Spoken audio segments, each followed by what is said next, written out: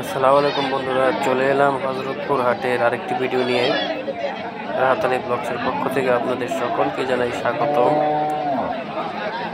শনিবারের হযরতপুর হাট ঢাকার কেরানীগঞ্জে বসে।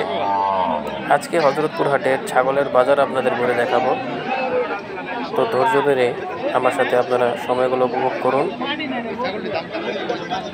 হাটে অনেক ক্রেতা বিক্রেতা, অনেক ভিড়।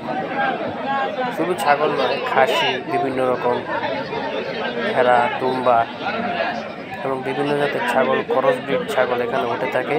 খুবই সুস্থ, বেশিরভাগ খাসি বিক্রি হয়ে থাকে। তবে এখানে পশুর দাম খুবই কম, চাইলে আপনারা ঘুরে আসতে পারেন হযরতপুর হাটে।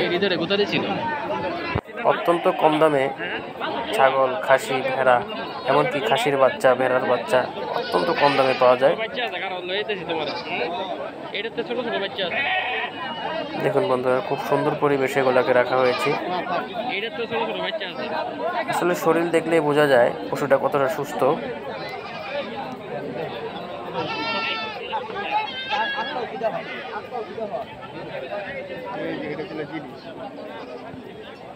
সবচেয়ে বড় আকর্ষণ হলো এখানে বাচ্চা সহ ছাগল বিক্রি করা হয়। একটা ছাগলের সাথে প্রায় 2টা বাচ্চা, 3টা বাচ্চা। অনেক সময় ছাগলের পেটেও বাচ্চা থাকে।